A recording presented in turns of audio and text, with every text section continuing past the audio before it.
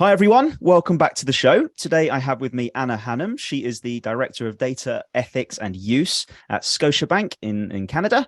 Anna, it's a pleasure to have you on the show. I'm really looking forward to talking about everything to do with data ethics with you, the work you've done at Scotiabank, and how you've operationalized it, made it sort of bank-wide, organizational-wide. So thanks for coming along to the show. Thank you, Jason, for having me. It's a pleasure, and I'm looking forward to the conversation.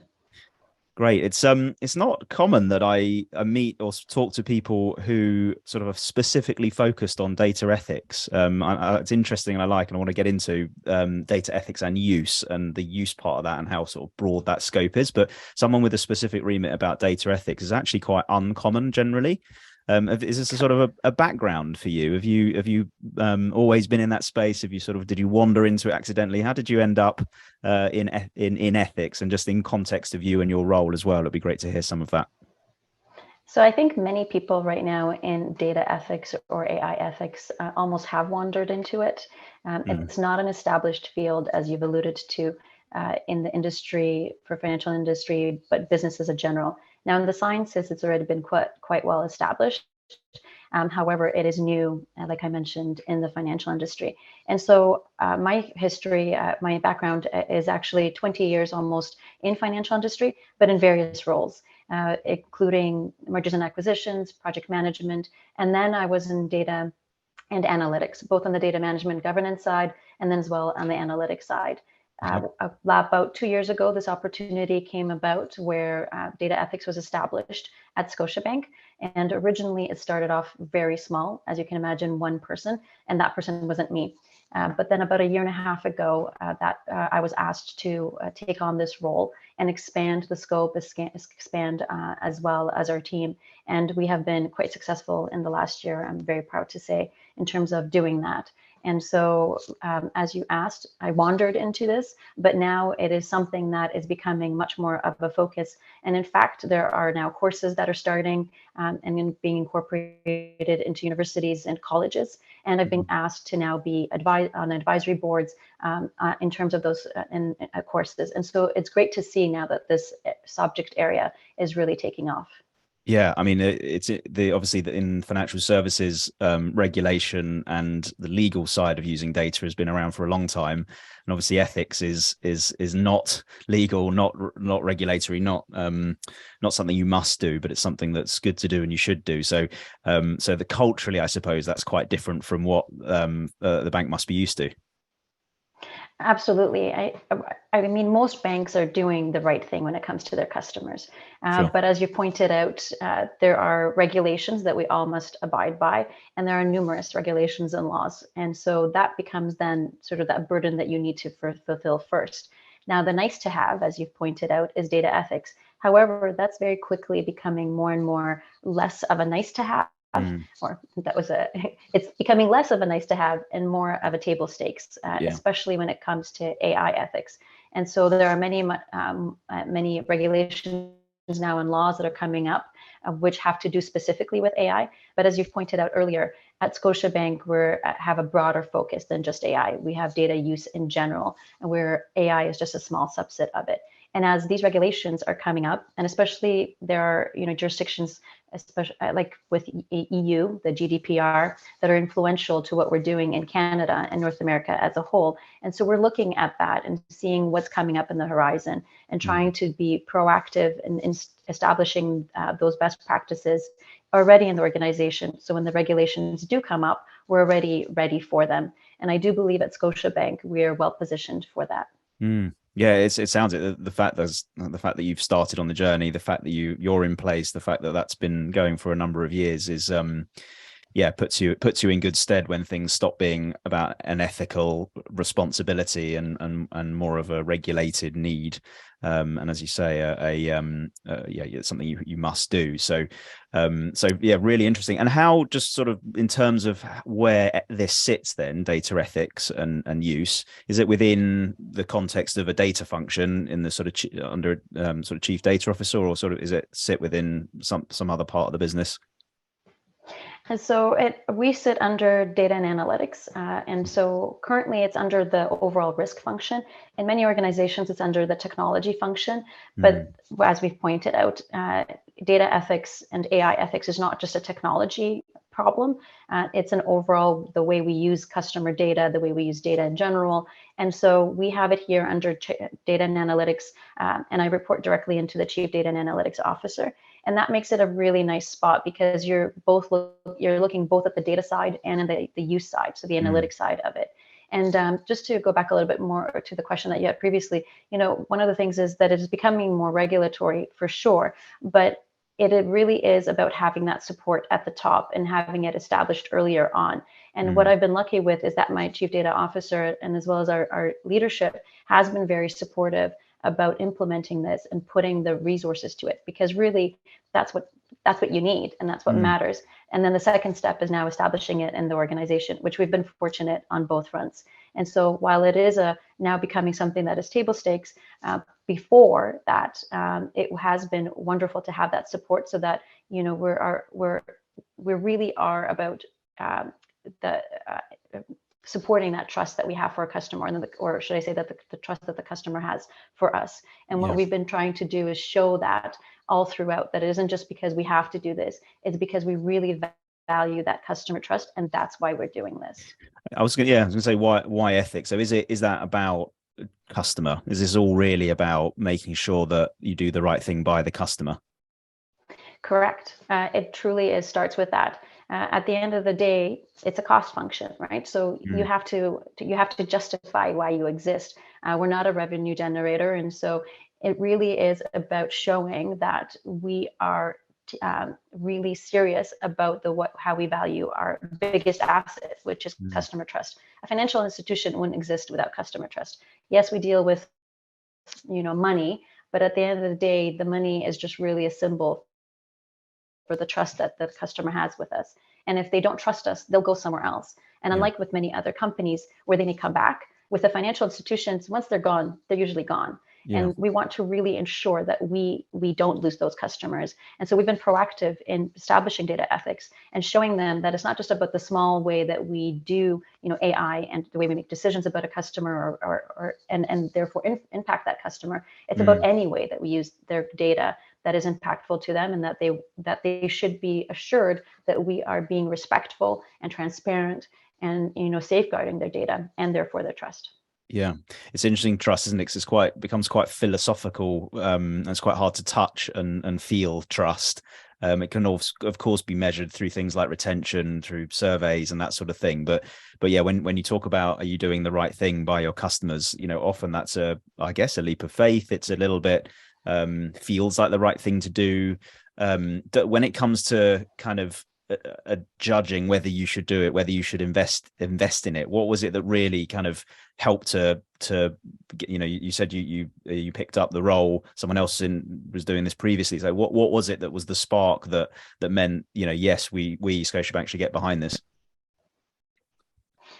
So starting off, as you can imagine, was difficult, because while there was that support from our sponsors, it was now about establishing an organization. And that required a lot of conversations and a lot of showcasing to the business lines and to our partners that this wasn't going to be an extra burden, that this in fact was going to enhance the way that they deliver value to their customer. And so that took that last year and a half to really establish that. And as I said, again, it required so many conversations, road shows, training, meetings, really so that they, one, understood it, two, accepted it, and then three, adopted it. And then really that's when you have it as part of that cultural fabric. And in the last year and a half, what we've really tried to do is establish it as part of our cultural fabric. And so now we are launching a mandatory learning course, for example, for the organization. People who deal with and AI modeling have to do, assessments. We are now launching another tool which will be broader in scope, so that anytime that you're making a decision about a customer, either directly or indirectly, and using their data, you'd have to go through an assessment through that as well to ensure that we're using it ethically. And once we did all that training and hand-holding really with the organization, and then they saw the value of that, it just made their work more safe, trustworthy, transparent, and provided them guidelines, to be honest, because a lot of times it's about the level of experience. While some people have been really experienced in the organization and know that this is, things that they should consider, others are new to the field. And so they didn't have that tool set. And what we provide them is that tool set and make everyone equal in terms of the way that they should be thinking about ethics. And that has really helped in terms of adoption and establishing, data ethics in the organization beyond just the sponsor support, but now throughout the entire organization. Is there a kind of key message that you've kind of pushed out? Because you've got to, I suppose, in the heat of doing day-to-day business and making risk-based decisions, making should you take this customer on, should you provide this loan, all those sorts of things. There's what is it that's making people think I also need to think about the ethics of this? I need to think about the way we're using data here. Have you sort of, what are the ways that you kind of push that? I'm really interested in that sort of comms, that how you land and embed that message. So it really is a little bit twofold. It's both the stick and the carrot. The stick has been because there have been, instances in the news where people have, companies have accidentally, or most of the time it's not been maliciously on purpose. So it's been accidentally in that sense. But then other times it has been on purpose to some degree, use customer data in a way that wasn't, in favor of the customer. And so when that has hit the headlines, that really then, makes people pay attention and take a notice. And customers, and more, especially in the last 2 years, where because of COVID, everything went much more virtual, much more digital. They are really have much stronger of a voice. And when they see something that, isn't fair, is discriminatory, is biased, they have a voice in that. And so that's where a lot of this has come in. And so one of the ways that we've done in an organization is that we don't want to be caught in that kind of scenario. Now, while we may be doing all the right things, if we don't know what we don't know, and we don't have the tools to make sure that ethically we are checking off all our boxes, then we could end up in the same position like some of these other companies, like I mentioned, unintentionally. And we don't want to put ourselves into that position. And so one, there's that stick, which, in a financial institution usually has quite a bit of weight, even if it's not regulatory. It's that, the possibility behind that. And then the other part has been about the fact that like I mentioned previously, our fundamental asset here is customer trust. And what we're doing day to day is trying to enhance that experience. And what this does is enhance that experience. It ensures that we are treating all our customers fairly and with respect. And that really then, creates more of that, the affiliation with the brand. And then they're more likely to stay with us, be retained, etc. And so once we've positioned it also that we are enhancing from the way that they deliver value, that has also helped. And mind you, sometimes it's about two different conversations. When we're talking to our front end businesses, the ones that deal with the customers directly, the conversation is about enhancing our value. And then when we're talking to, our risk partners, our privacy compliance partners, who are, by the way, much more obviously in tune, and so they understand the value of this much more quickly, we would have a different conversation, which would be about, together we're mitigating risks and ensuring that we don't put ourselves into a position we didn't want to. Yeah, understand. Yeah, no, change, a bit of carrot and stick with change is always a good way to think about these things. I want to talk a couple of things next. One is just break down ethics. Like, what is it practically? What does it mean? What kind of things are you looking at in terms of ethics? Is there a kind of framework that you're tracking, measuring, implementing sort of data ethics frameworks, and then a little bit about the journey you've been through and sort of some of the challenges. So, but yeah, if we can just break down sort of what ethics means, what are you trying to be ethical about, where, how, why? I'm really interested to explore that. So for us, data ethics is a broad sense of the word. And that's why in my title, it's data ethics and use. And that use is important because a lot of companies are focused on responsible AI or ethical AI.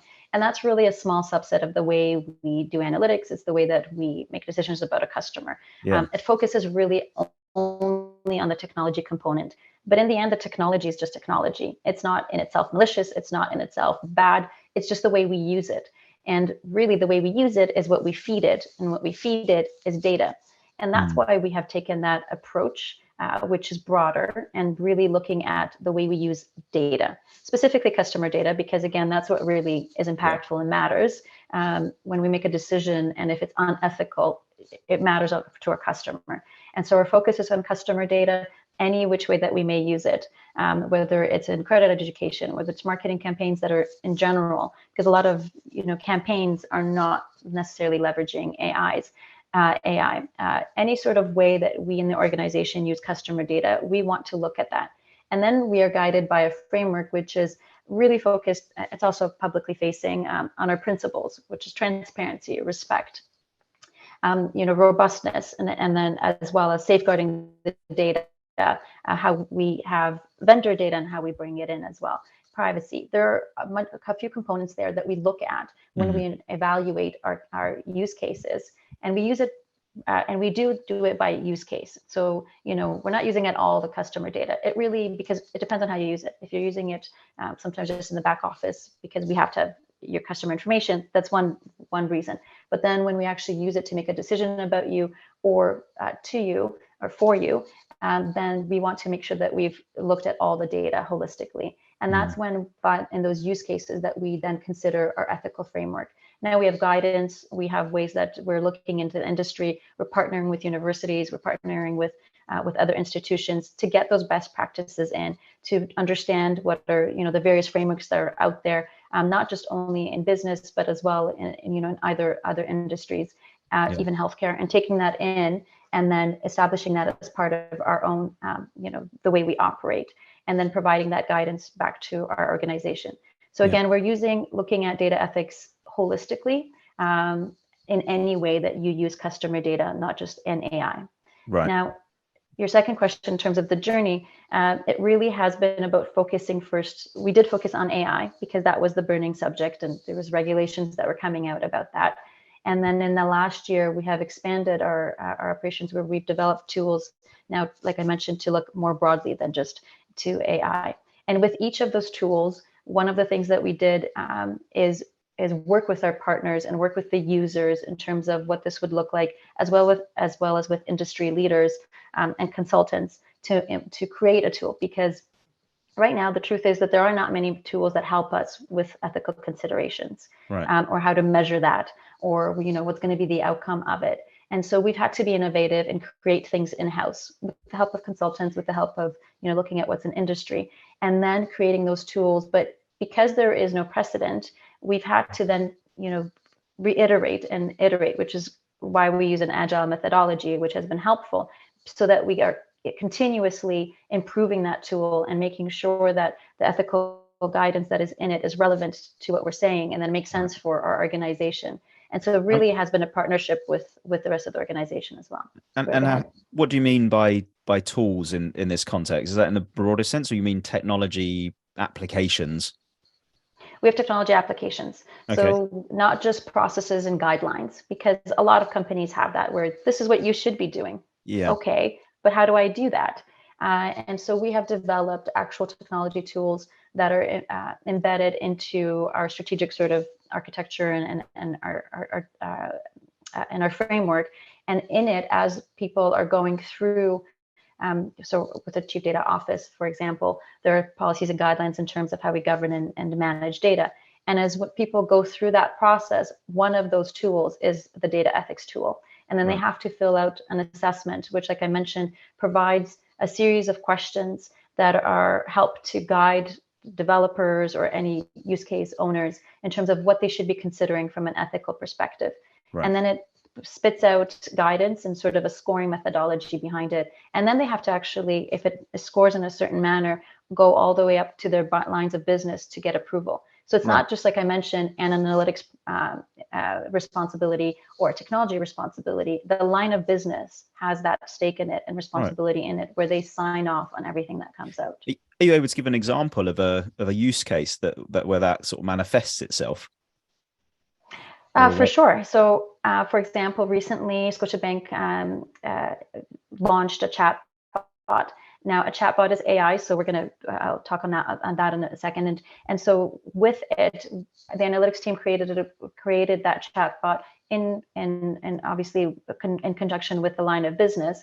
But then as they were creating it and what features they were going to use and what data they were going to use in order to train that chatbot and then implement it into production, that is where they did an ethics assistant, looked at in terms of, what data was being used. Was it going to be transparent in terms of if it was anything from vendors that was helping in that launch as well? How did we use that vendor product, etc. And then at the end, there was a score or guidance that came out, and then the business had to look at it with analytics and then sign off on it. And so that went actually through a series of committees as well, so that everyone looked at it and said, "Yep, we're comfortable with this," because it is a little bit, a more autonomous. Mind you, there's still a human in the loop on that, but anytime there starts to be a little bit less of a human in that loop, there's a bit more scrutiny. And so with that example, it went through all the rigor, and then we at the end came out with a better product where we knew that the business was comfortable with it. We, from an ethics perspective, were comfortable with it, and we know that what comes out to our customer then is the best product, and that will give them the best, results. And that's I mean, it's a risk-based decision still, isn't it? So if you had a low ethics score, for example, it's then a discussion and a decision about whether that's acceptable in that situation, or actually whether you need to invest the time and energy to improve the ethics that underlie that underlie this, and then tighten until it's reached a certain score. So do you have like a floor limit? It doesn't matter what the score is, but is there like, it has to be 2 out of 10 in order for it to be ethical enough for us, or is it more of an ad hoc decision based on what you're looking to achieve? So we do have a scoring methodology that we have implemented, and with that, when we do score high on our ethic app, it's a low score, you're saying, but it's how many guidances that we need, and which means that it's a high score from our end, and then it has to go through approval with that VP of line of business, SVP line of business, and then goes to committee where there is a representation of executive vice presidents, SVPs as well, from various lines of business in the organization. And it could go even up to our chief compliance officer to have to sign off on that. And sometimes it's not because it's unethical, but sometimes it's because we're purposefully or mindfully targeting something. Now, usually we try to abstain from targeting and using certain data, like gender being one of them. But sometimes you want to do segmentation. So you are actually going to target by gender because you want to, for example, financial products, you want to target females so that they are more likely to, purchase this product. So with that, and being mindful that you're not being unethical because you are being mindful in the fact that you're targeting.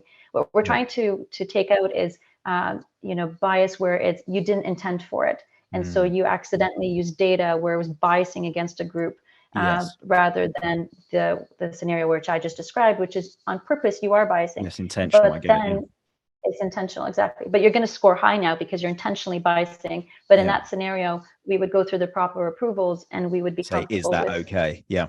Yes. That's incredible, and it's interesting, that level of governance that you've put around. It's not just about, as you say, doing the right thing, and it's not just about leaving people to make that decision with some best practice and some guidance. This is fully embedded in your risk decision making processes, your governance processes. Was there a kind of culture of doing things that way? So I sort of think about broader data governance and data management and the governance that's needed around that. Did that exist, and you were able to kind of almost piggyback off the back of your broader data management processes, or did you have to create something new and ensure that people understood the benefits of having this kind of governance process in place? It's a little bit of both. So we do have a data governance process with policies and standards, and we have a chief data office as well. Right now, like I mentioned, there's a chief data and analytics officer who oversees both sides. So and we've recently reorganized a little bit where each line of business, the chief data office, the analytics, and the technology and the business are all in that one pillar. So they're all talking with each other, which has really made it, much more sort of impactful in the way we deliver things because everyone's talking to each other. My area goes across all of them. So it doesn't matter about the pillar, and it doesn't matter whether it's data and analytics, technology, the business. We talk to everyone. And so one of the things that did help is, because that's such a huge scope, piggybacking off of the data governance and data, or the chief data governance, data management policies, and then the governance structure that they have in place has helped us, because that's where we've embedded also in the architecture and the technology there as well, our tools. And so that it makes it a one-stop shop for our users, or, you know, the lines of business, because as they're going through it, it's not just now they don't have to go through something else yet again, try to find it. It's all here. And so they're going, exactly. But separately, we have our own process, which is slightly different than from the overall governance process. It's embedded in, but we obviously, like I mentioned, are separate. And my team as well has a governance function where they review the cases. And again, like I mentioned, we have our protocol in terms of approvals, etc.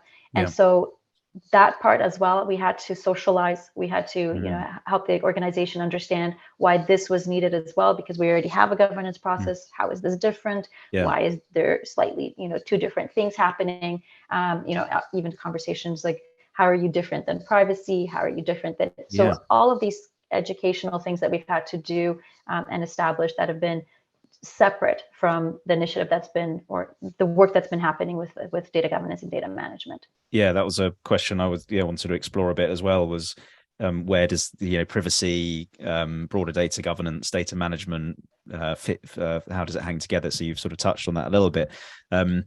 More broadly, then the structure and operating model and team that you have. Because in some ways, you sort of when you overlay any team that overlays across other teams in the way you do, it's a real kind of influence, negotiate, collaboration, communication job, and particularly in ethics. Wait, I know you've made it something that you have to do, but it's not something you have to do in some ways. So I can see that being a real challenge to get sort of have a voice for people to understand, people to get it. So two sides to this question. One is how have you really enabled people to sort of get it? And you talked a bit about buy-in earlier, but also what structure and team and skills and people do you have in the team that have allowed you to set this up and then run it from a sort of an operational perspective?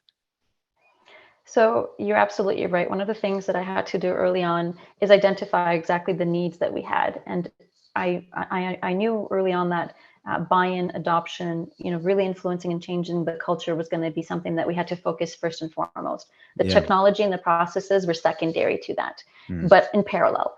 And so the way that the team is structured is, one side we have education and partnerships, which really is focused on communication, training, and communications, by the way, both internally and externally. So we do a lot of work externally as where, you know, podcasts being one of them, articles, thought leadership forums, partnerships with universities, partnerships with other institutions that are making headway in this space. And then internally, a focus on roadshows, talking to executives, I talk to the C-suite quite often. I present as well at, you know, CIO meetings, at town halls, etc. And really, you know, having those conversations, educating, not doing just an overview of why this is AI ethics or this is data ethics, but why this is important to your line of business and to your group. And having that focus on it, that has been helpful. And like I mentioned, also having them as part of the journey. So as we're developing tools and implementing tools, we bring them along. They see it before it comes out. They test it. They use it. We white glove that process until then. And then as we get that feedback, that makes us better, but then also then gets them to really adopt and start to evangelize you know, the work that we're doing. And so that's how we've been doing it on the communication side and getting them to on board and to adopt it and then part of the culture. And in parallel, we then established a technology arm, so my design and delivery arm, which is really focused on developing tools, being innovative. Like I mentioned, a lot of this stuff doesn't exist. And so looking into industry, what is best practices? How do we incorporate that into our own organization? Working in an agile environment. And then the third part, which is governance and operations. Once you've implemented all this, once you've communicated, you have to do something about it. And so we have a pillar that is governance operations, where they review all of the ethical use cases that are coming through, the assessments, and as well as then do the appropriate process when it comes to reporting, governance, metrics, because at the end of the day, people want to know about it as well. Executives want to see how it's being measured, what's the outcome, how have we made any sort of progress or changes. And so really between those three is how we've been able to operationalize data ethics in the organization. And not that any one of them is more important. I think, like I mentioned, you have to do all of them. Yeah. But at the beginning, the focus really was on like communication, and really establishing it as part of the culture. And how big is that team? What's the sort of rough head so count? we have now grown to 12 people. And Wow, so a okay. year and a half ago, there was 3, and now there's 12. And so, obviously quite a bit of a growth real in a short commitment. time frame. Great, yeah, and again, it really shows the commitment to data ethics, because you don't invest 12 heads in a team where it's a nice to have. You're going for it, right? Exactly, because to your point, some people are just doing it off the side of their desk. It's just a small part of the job that they're doing, right? They're usually a different job title, and then on the side Plus you're doing ethics. ethics. Yeah. And as you say, you've put it with use of data rather than management of data. It's not with the governance and management part, it's with the sort of impactful, sharp end, insightful part. I was going to ask this earlier, actually, when we were talking about what ethics is and regulation versus ethics. And, really, you're called data ethics, but you don't do data ethics unless you have a business strategy and a business sort of focal point of being ethical and making decisions in an ethical way. So this is driven by the sounds of things, born and driven by the sounds of things from the business wanting to do the right thing, not the data team wanting to do the right thing. Of course, both of those things are true, but it's really driven from wanting to be an ethical business and make decisions in the most positive way for your customer base. I would say that it was driven by the data team, but then you wouldn't have success that way. That would just be one side hammering on a door and the door doesn't open. The other side is the fact that the business wanted to do the right thing and they were quick to adopt.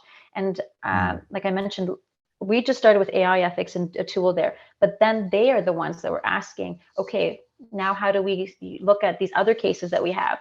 When we do other types of analytics, and it's not AI, how do we assess it? How do we do this?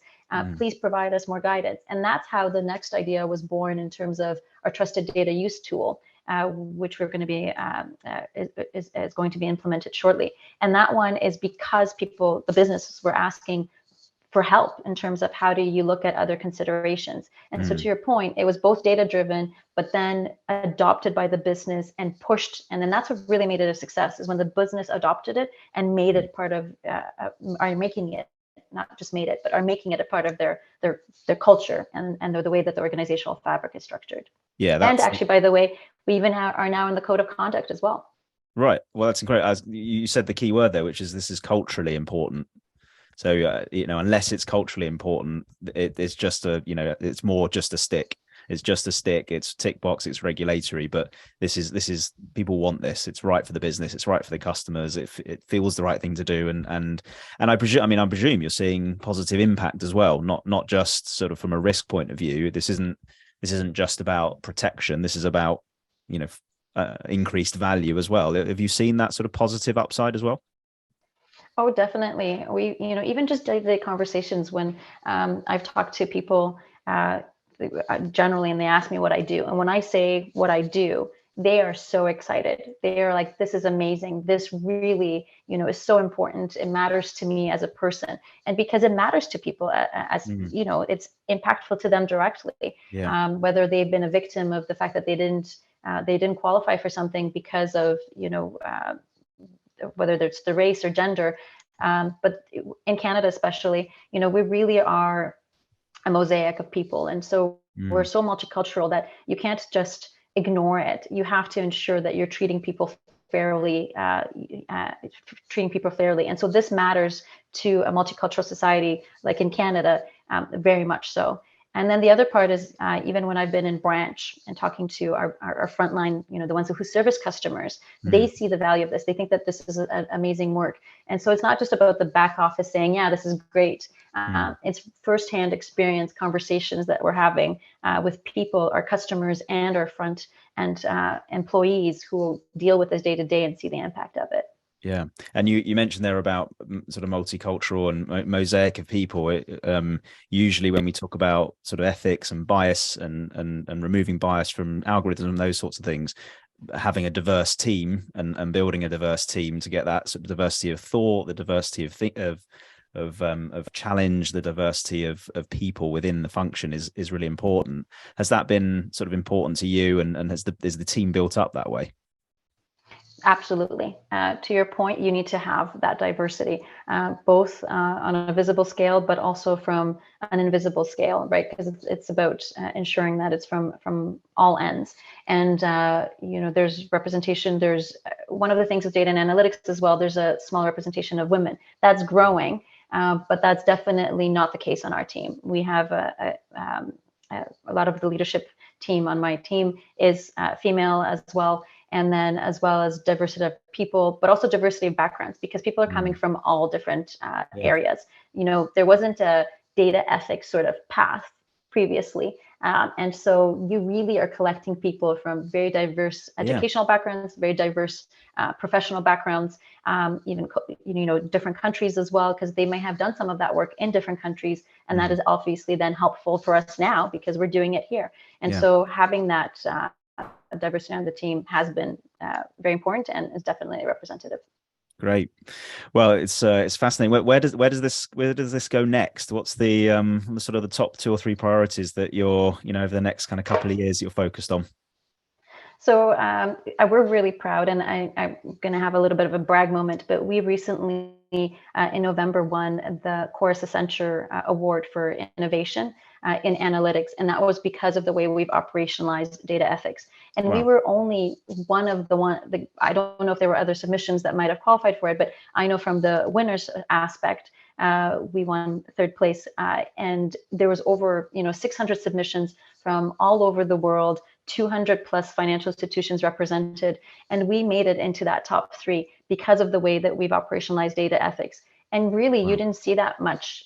It was still novel. And I'm hoping as time progresses, that becomes less and less novel and something more that is just established. But really, for our next year, the focus is about making it more of a established thing, being in more thought leadership forums as well, where we are helping to pave the industry, helping to pave regulation that's coming up. And like I mentioned, internally embedding further into our culture. We've focused on Canadian because that's obviously where our hub is, or our central point is, but we also have operations in international banking and across. And so we're going to be expanding to our international banking and geographies. And like I mentioned, going beyond AI. So now we're going into this data use cases. And then in the future, measuring also what's gone post-production. So once all that has come out and gone to the customer, our products and services, how did we actually do? Because it's one thing to say that we think we've done really well, and we've heard feedback that we've done really well. But then, as you know, with a banking and financial institution, it's about the numbers. So then we want to be able to measure, did we actually do what we thought we did? Yeah. Brilliant. Well, lots to do, lots to keep you busy still then. I like the sound of that. Congratulations on the award winner. It is great to hear sort of ethics being at the top table of these things, and yeah, being at the forefront of that must be super exciting for you. I also love that part of your answer was sort of externally facing as well. Set the standard externally for how this is done, and hopefully people can learn from your frameworks, your tools, your methodologies, and your best practices you've put in place. Because as you say, if you don't operationalize this, if it doesn't become embedded within the organization, it's just a side hustle that sort of gets a small bit of limelight, but not really kind of core. And yeah, you've highlighted the importance of it being core to business operations. So I thoroughly enjoyed our chat, Anna. Thank you so much for coming on the show. Jason, thank you so much for the time. Really appreciate it. No problem. And good luck going forward. And hope everyone enjoyed today's episode, and we'll catch you again soon. Thank you.